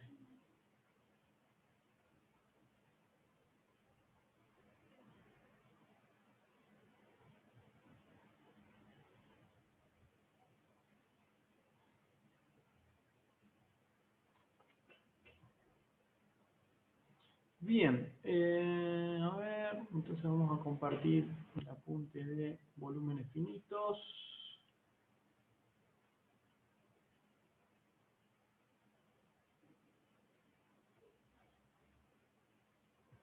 Lo vamos a grabatear un poco como la otra vez.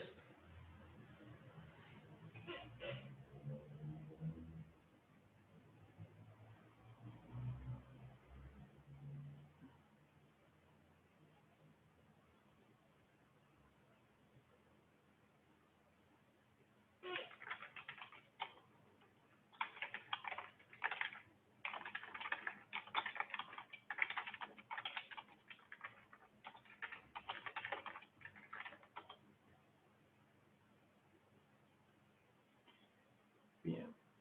Che, Santi, Sí. los análisis MEF que nosotros solemos hacer para sólidos, Sí. o tensiones sólidos sería el caso, ¿se pueden hacer con volúmenes finitos? Y si se pueden, ¿por qué no se hacen? ¿O por qué nunca escuché decir que se hace volúmenes finitos o sólidos? Es buena pregunta. Se puede hacer, sí. Pueden hacer. El tema es que a veces hay cuestiones como de escuelas. Como en la escuela de sólidos es por ahí más de los elementos finitos. y la escuela de la mecánica de fluidos computacional es más de los volúmenes finitos. Aún cuando hay códigos de fluidos que están hechos en FEM, y también hay códigos de sólidos que están hechos en volúmenes finitos.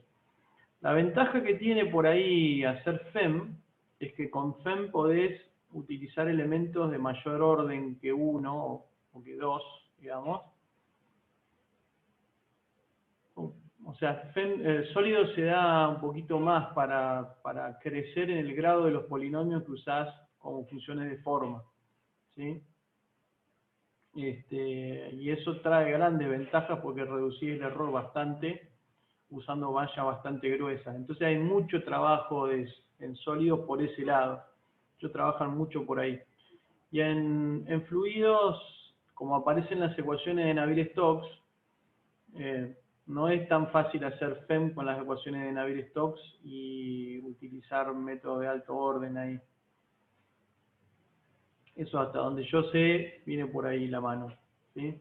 Una, la cuestión más cultural, vamos a decir, de cuáles son las escuelas de trabajo, y otro es ese tema, ¿no? Que en FEM es más fácil incorporar discretizaciones de mayor orden, funciones de forma de mayor orden, y menos elementos, mientras que en fluidos es normalmente trabajas con elementos, con mucha cantidad de elementos y con elementos de menor orden, ¿sí? O sea, con aproximaciones que son al sumo h cuadrado, digamos. O sea, con elementos lineales sería en FEM. Pero sí, tenés cosas en el medio, códigos de mecánica de fluidos con FEM, que hay mucha gente acá en Argentina que hace, y también códigos de sólidos hechos en volúmenes finitos, digamos. Pasa que en volúmenes finitos es más difícil justamente lograr aproximaciones de mayor orden, ¿no? Que en FEM eso es natural. Si vas agregando nodos en los elementos y poniendo funciones con polinomios de mayor orden que una línea, ¿no? No sé si responde tu pregunta. Sí, sí, totalmente. Gracias. Pero viene por ahí, de nada. Fíjate que lo que hay disponible y vas a ver, por ejemplo, en SolidWorks, la parte de sólidos está hecha en FEM y la parte de fluidos está hecha en volúmenes finitos, justamente. Bueno, entonces... Sí, tal cual, medio... O partículas usan mucho también. ¿Cómo sería partícula, Santi? Dame ¿O un qué sería momento, partícula? No escuché.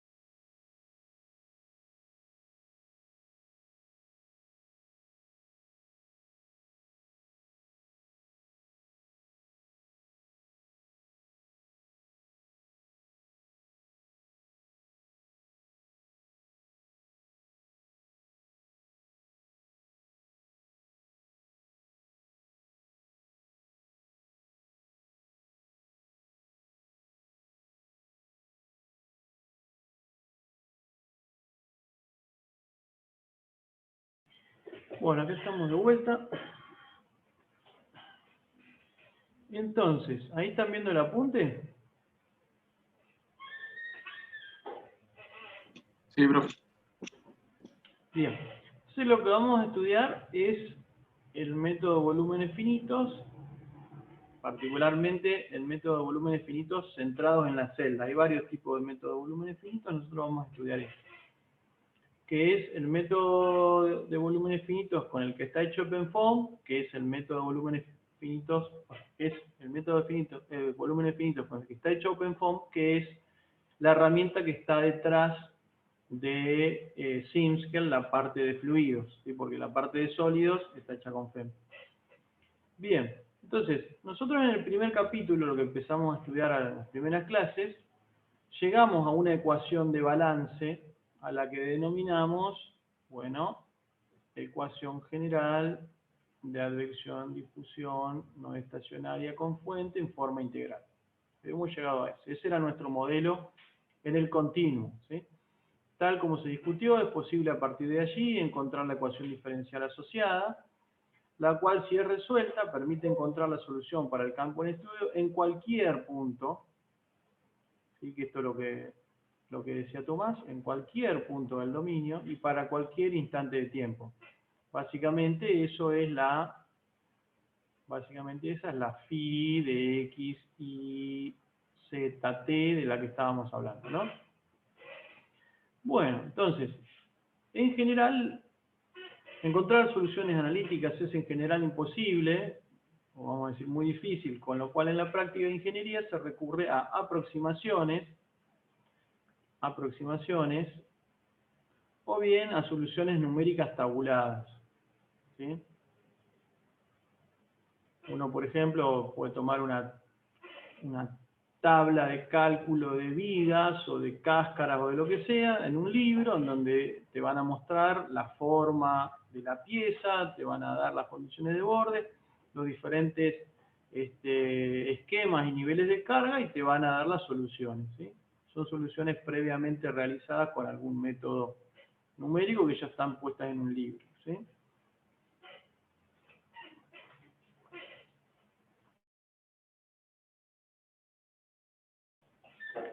Una forma de extender el universo de soluciones es aplicar justamente métodos numéricos flexibles que permitan hallar soluciones aproximadas en geometrías generales, ¿sí? Métodos numéricos flexibles me refiero a métodos numéricos que se puedan aplicar en algo que sea diferente que un círculo o que un rectángulo, ¿no? Es decir, en una pieza que tenga una forma cualquiera. El objetivo ahora es presentar el método de volúmenes finitos. Este método empezó a aplicarse en los años 60 a problemas de difusión de neutrones. Al mismo tiempo también fue utilizado en mecánica de fluidos computacional durante los años 70. El término método de volúmenes finitos fue utilizado primera vez por este investigador, por Jameson, en 1979. Durante los años 80 el número de códigos basados en este método creció, sentando las bases para las herramientas más utilizadas, debería decir ahí, utilizadas hoy en día. A ver, me dejan, que ya que estoy corrijo.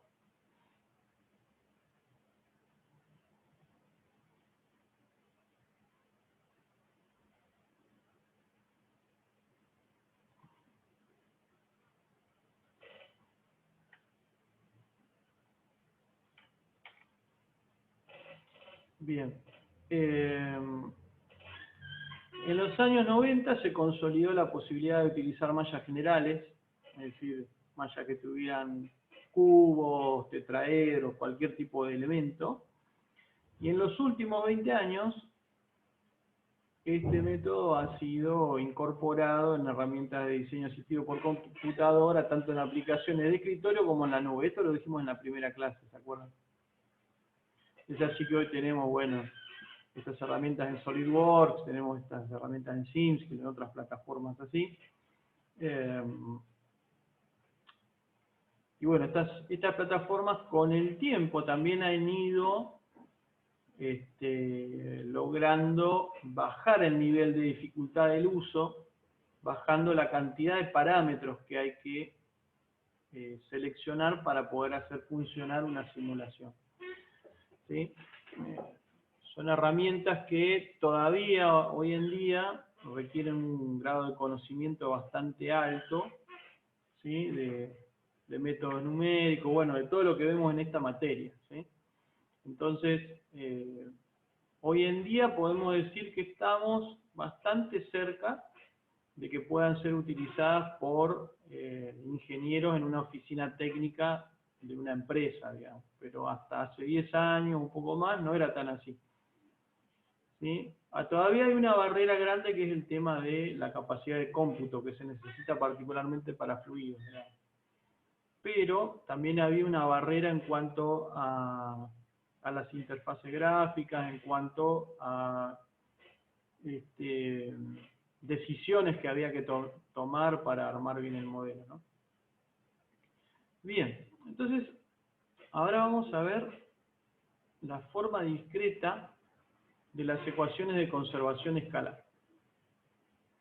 ¿Sí? Escalar, las ecuaciones de conservación vectorial la vamos a ver más adelante. Entonces, si tenemos una variable phi que depende de x, y, z y t, omega es el dominio y gamma su frontera, esto ya lo habíamos visto.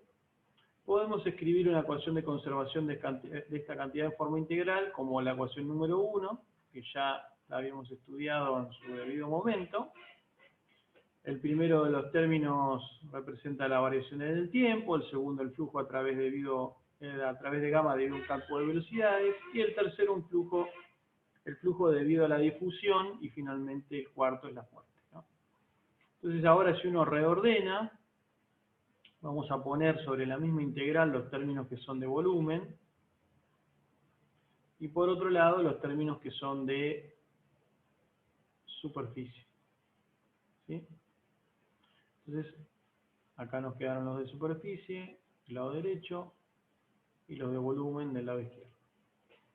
¿Sí? Entonces, como ya habíamos dicho, acá se ve que el desbalance en el interior del dominio omega es simplemente lo que atraviesa la frontera gamma, ¿sí? Ya sea a través de advección o difusión. Ahora lo que vamos a hacer es dividir ese dominio omega en m elementos cuyos volúmenes no se solapan tal como en la figura 1. ¿Sí? Tenemos nuestro dominio omega, y lo que hacemos es dividirlo en un montón de partecitas que en principio tienen adentro caras planas, y en el borde tienen caras que copian el borde del dominio, ¿sí? Entonces, si las caritas del borde copian el dominio, la unión de todos estos elementos, de todos estos elementitos omega sub i, el conjunto de todos esos elementitos omega sub i, nos vuelve a dar el dominio completo, ¿sí? Entonces, lo que podemos hacer ahora es escribir estas ecuaciones de balance, pero para cada uno de todos esos elementitos omega sub i, ¿sí? Entonces, si dividimos todos esos elementos y sumamos las ecuaciones,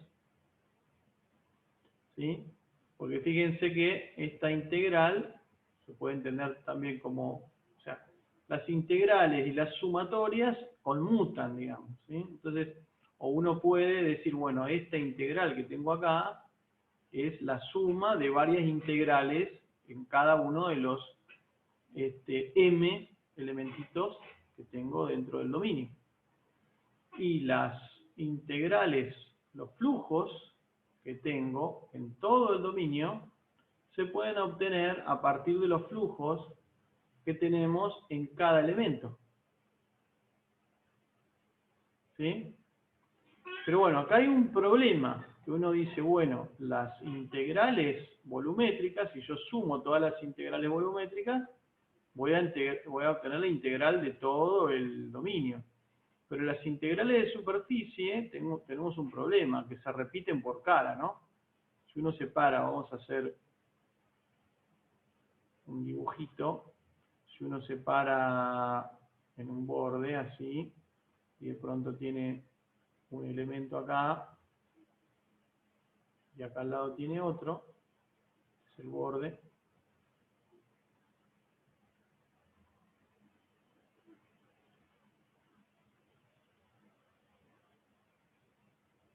Ahí. Bueno, cuando uno se para en una cara acá, el flujo lo calculás dos veces. Lo calculás para el elemento de la izquierda y lo calculás para el elemento de la derecha. Entonces es como que el flujo lo estaríamos teniendo en cuenta dos veces. Pero ¿qué pasa ahí? ¿Por qué eso en realidad no sucede? ¿Qué les parece?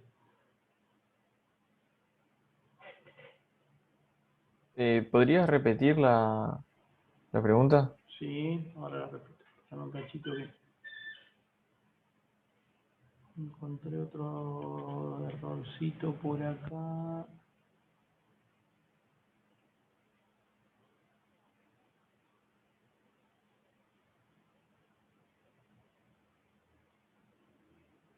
¿Dónde está? Acá. Decía que las integrales de volumen, la integral de volumen en todo el dominio, el lado izquierdo de la ecuación 2, es exactamente lo mismo que el lado izquierdo de la ecuación 3, porque la integral de volumen en todo el dominio es la suma de las integrales de volumen en cada uno de los subdominios, ¿sí? En cambio, las integrales de superficie, uno las calcula dos veces. Vamos a poner en dos colores. La calculás para la superficie del lado izquierdo, derecho de la cara, y la calculás de vuelta para otro elemento, la cara, en el lado izquierdo de esa cara, ¿sí? Porque fíjense que estas cuentas se hacen con I desde 1 hasta M. ¿Sí? Va cambiando el subíndice I, acá. ¿Sí? Entonces, cuando uno separa en el elemento, vamos a ponerle número, en el elemento 1, uno calcula las integrales en todas las caras del elemento 1. Y cuando calculás en el elemento 2, calculás los flujos en todas las caras del elemento 2. Pero hay una cara que se repite en los dos elementos. Entonces hay dos flujos que son, hay un flujo que lo estás calculando dos veces. ¿Sí? Pero hay un pequeño detalle con eso.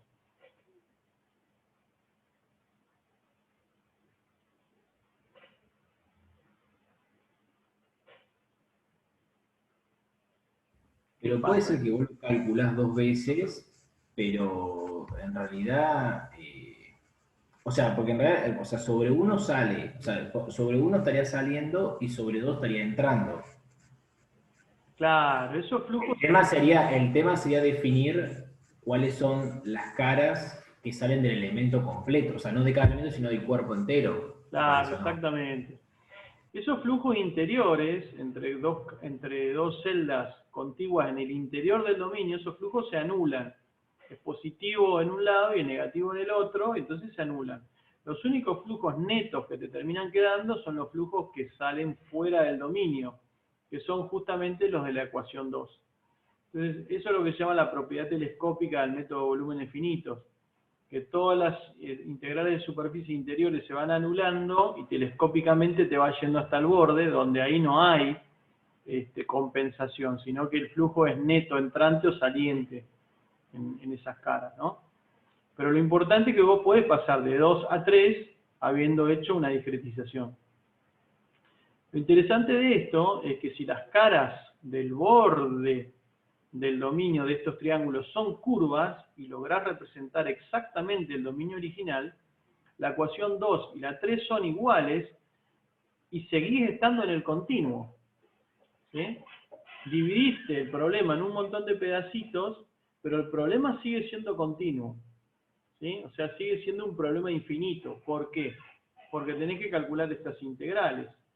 Y para poder calcular esas integrales, necesitas saber cuánto vale phi. Tanto en la celda, en cada punto del dominio interior, como también en los bordes, ¿sí? Entonces, hasta acá hemos subdividido el problema en problemas más chiquitos, pero todavía sigue siendo un problema continuo que no tiene solución en una computadora. Todavía hemos discretizado un poquito el dominio, pero todavía no las ecuaciones, ¿sí? Bien. Dice, para el caso de las integrales volumétricas la interpretación es directa, no así para las de superficie. En este caso se debe tener en cuenta que las caras de los volúmenes que no coinciden con la frontera del dominio son incluidas en las integrales de sus vecinos.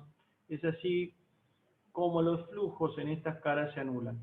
De esta forma, la ecuación 3, la ecuación en varios elementos, se reduce a la ecuación 2. Bien. Ahora, lo que uno puede avanzar ahora es considerar que los volúmenes correspondientes a la discretización son poliedros, es decir, volúmenes facetados con una cantidad finita, n o ni, de caras, ¿sí? Entonces, estas integrales, fíjese acá, en la 3 hicimos muchas integrales de volumen, pero integrales de superficie era una sola por cada elemento. Ahora, si uno supone que cada elementito tiene además, no tiene infinitas caras formando un cuerpo suave, sino que tiene 4 caras, 5 caras, etcétera, lo que uno puede hacer es decir, bueno, la integral de superficie alrededor del elemento en realidad va a ser la suma de las integrales de superficie en cada una de las caras del elemento. Es decir, si en 2D uno tenía un elemento que fuera, no sé, así, la integral de superficie que uno hace sobre las caras del elemento va a ser la integral de la primera cara, más la de la segunda, más la de la tercera, más la de la cuarta, más la de la última, la quinta. Entonces, ahora lo que discretizamos también no solamente fue todo el dominio, sino que cada elementito tiene caras facetadas, ¿sí? Bien, entonces esas integrales de superficie que eran únicas por elemento, ahora por cada elemento tenés una suma de integrales sobre las caras. Y fíjense que para cada elemento i tenemos ni caras, ¿sí? Porque el elemento 1 puede tener 3 caras y el elemento 2 puede tener 4. Por ejemplo, si nosotros tuviéramos en esta discretización que habíamos hecho acá arriba, si acá tuviéramos 2 triángulos y acá abajo tuviéramos un cuadrado, ¿sí? El elemento 1 tiene 3 caras, el elemento 2 tiene 3 caras y el elemento 3 tiene 4. ¿Sí? Entonces, esta sumatoria de integrales sobre las caras va desde 1 hasta el número de caras que tenga ese elemento en particular. ¿Sí?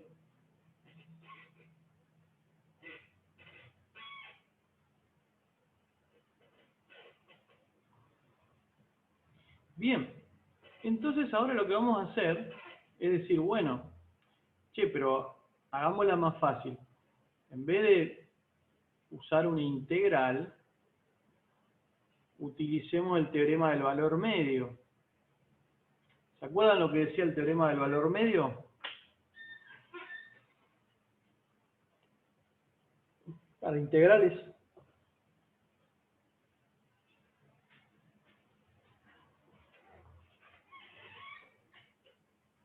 Puede ser que el de la suma, o sea, que la integral la podés reemplazar por los, o sea, es como que discretizás la integral, básicamente, ¿esa es?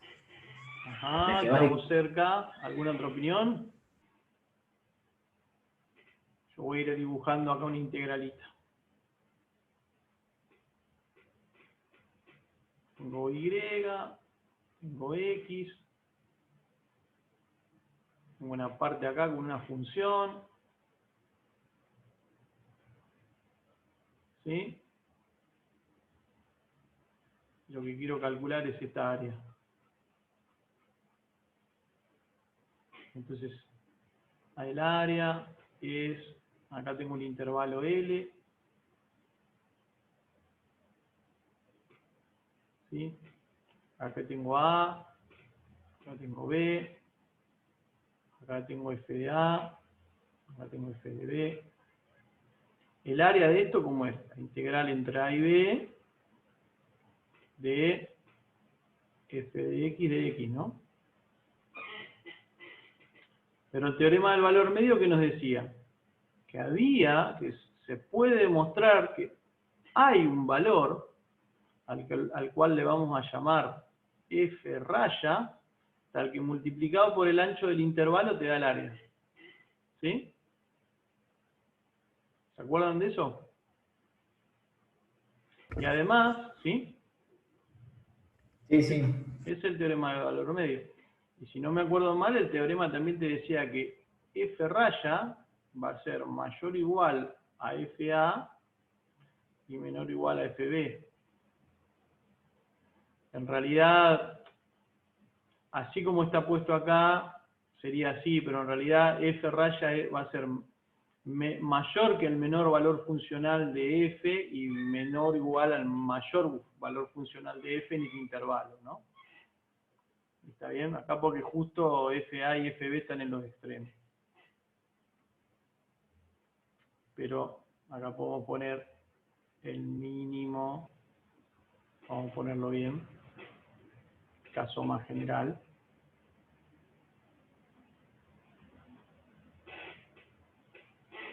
El mínimo en AB de F de X, F raya, y seguimos acá abajo, máximo, acá va con los corchetitos, el máximo en AB de F de X. ¿Sí? Entonces ese valor F raya es un valor que ponele que está por acá, ¿no? Entonces si vos tomás este valor F raya y lo multiplicás por el ancho, te da el área. Eso hay un teorema que te dice que podés encontrar ese valor, si la función es continua, F raya, tal que F raya por L es el valor de la integral. Y lo que está bueno de eso es que con un solo valor, multiplicado por el ancho, ya obtenés toda la integral. Entonces, las integrales de volumen que uno tenía, las integrales de phi, diferencial de volumen en I, las podés reemplazar por un valor promedio de la función adentro de ese volumen, multiplicado por el volumen. Y la integral en el área la podés reemplazar por un valor promedio en el área de cada una de las caras de los elementos, multiplicada por su superficie. ¿Sí? Entonces, estas integralitas que teníamos acá,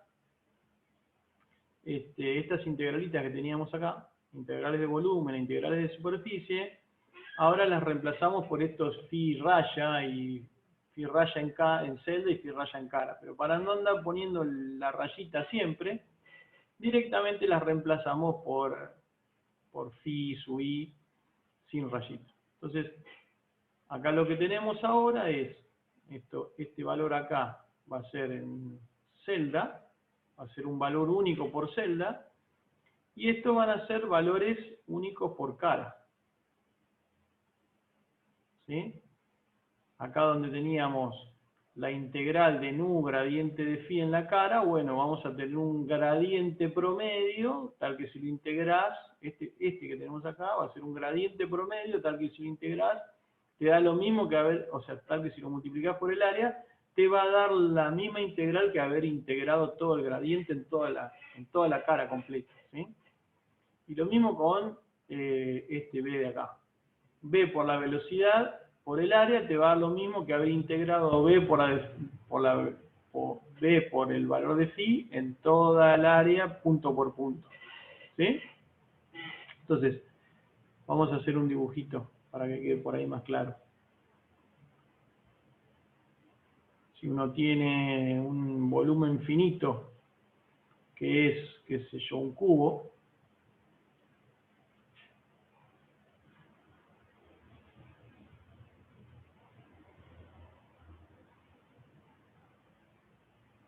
bueno, la integral sobre todo el volumen este va a ser reemplazada por un phi raya acá, tal que multiplicado por el volumen te da lo mismo que la integral.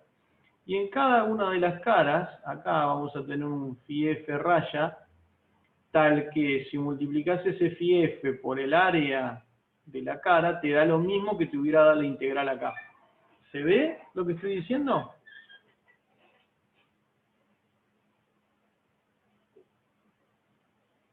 Estas integrales que hacíamos, integrales de superficie y de volumen, las reemplazamos por valores promedio.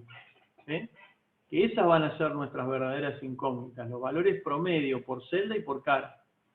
¿Está bien? Ya no vamos a tener un valor, ya no vamos a poder encontrar phi en todos los puntos del dominio. Los vamos a encontrar, vamos a volver para acá arriba. ¿Sí? En la figura 1 ya no vamos a encontrar la solución en todos los puntos adentro del dominio. En cada uno de ellos ahí. ¿Sí? Ahora lo que vamos a encontrar son un valor en esta celda, un valor en esta celda, un valor en esta celda, uno en esta, uno en esta, uno en esta, uno en esta, uno en esta, así. Uno en cada uno. Entonces, en cierta medida perdimos información. Porque antes teníamos, con la solución analítica, teníamos la solución en todos los puntos del dominio. Ahora no. Ahora vamos a encontrar soluciones que satisfacen exactamente las ecuaciones, pero que van a estar en un solo punto de cada celda. ¿Sí? Entonces, si antes teníamos infinitos puntos solución, ahora vamos a tener solamente m puntos solución. ¿Se ve la diferencia? Entonces ya, en cierta medida, hemos pasado a una expresión discreta. Antes teníamos solución en todas las partes, en cualquier parte del dominio, ahora no, tenemos soluciones solamente en algunas partes del dominio. Esta es una expresión discretizada espacialmente de una ecuación de conservación para una magnitud escalar. ¿Sí? Acá tenemos un problema que todavía no dijimos cómo vamos a calcular el gradiente, ni cómo vamos a calcular la derivada temporal, ¿sí? Tampoco dijimos cómo vamos a relacionar los valores en celda con los valores en cara, ¿sí? Porque acá tenemos un problema, tenemos una incógnita por celda y además una incógnita por cada cara. ¿Sí? Entonces tenemos más incógnitas que elementos, y eso nos va a llevar a tener más incógnitas. O sea, fíjense que tenemos m elementos, por lo tanto tenemos m ecuaciones, pero no tenemos m incógnitas, no tenemos solamente una incógnita por centro de celda, tenemos una incógnita por centro de celda y encima incógnitas en todas las caras. Entonces estamos en el horno porque tenemos más incógnitas que ecuaciones. ¿Sí? Y entonces acá hay una cuestión importante que dice que la ecuación 6, esta la que llevamos acá, es todavía una ecuación exacta en el dominio continuo. ¿Sí? Porque como dijimos, satisface exactamente el balance. Sin embargo, para ello es necesario conocer la ubicación dentro de cada celda y cara de los phi sub i y los phi f sub j. Entonces, cuando demos ubicación a esos puntos, porque ahora no sabemos dónde están, cuando demos ubicación, entonces el problema se va a volver completamente discreto, ¿sí? Pero bueno, eso lo vamos a ver la semana que viene. Con llegar a la ecuación 6 hoy, ya tenemos bastante. Hemos llegado a una ecuación discreta, vamos a anotar acá, hemos llegado a una ecuación discreta, a ver, hemos llegado a una ecuación discreta, eso está bueno, con más incógnitas que ecuaciones. Eso no está tan bueno. No, para nada. Con más incógnitas que ecuaciones y que además, no conocemos dónde están las incógnitas. Ese es otro problema. ¿Sí? Nosotros sabemos que estos puntitos rojos que están en el dominio, cada puntito rojo está adentro de una celda. Pero el problema es que no sabemos en dónde. ¿Sí?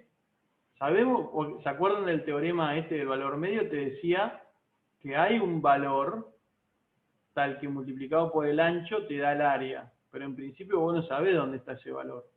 Más arriba, más abajo. ¿Sí? Entonces, nosotros, fantástico, tenemos el elemento, sabemos que vamos a encontrar la solución en un punto, pero el problema es que ese punto puede estar en cualquier lado. ¿Sí? Lo mismo en las caras, puede estar en cualquier parte de la cara esa solución. ¿Sí? Entonces, eso, desde el punto de vista matemático, está bueno, ya redujiste el problema, ponele que resolvés el tema de que tenés más incógnitas que ecuaciones. Supongamos que ese problema lo resolvemos poniendo una relación entre las incógnitas de cara con la de celda. Pero todavía tenemos el problema de que esas incógnitas no sabemos dónde están. Entonces ahí vamos a tener que hacer una concesión, decir, bueno, me bajo del caballo, dejo de estar en el continuo, dejo de querer tener la solución exacta, y entonces doy una forma discreta a los operadores diferenciales y pongo las incógnitas en algún punto, ¿sí? Y obtengo un sistema discreto y resoluble. Es decir, un sistema discreto donde la cantidad de ecuaciones y la cantidad de incógnitas es la misma. Y ahí puedo encontrar una solución, pero obviamente cometiendo un error, como dijimos hoy. Poner operadores aproximados en lugar de los operadores diferenciales y poner las celdas las incógnitas en un punto concreto de cada celda y no en el lugar que tiene que ir para justo cumplir el teorema del valor medio, bueno, eso me lleva a tener un error. ¿Sí? Pero bueno, si podemos acotar ese error y si ese error se achica en la medida que uno hace la malla más fina, bueno, ya está, somos felices. Y si las soluciones son consistentes y todo lo que dijimos hoy, ¿no? Entonces, a poquito vamos construyendo nuestro método. Bien, ¿alguna pregunta?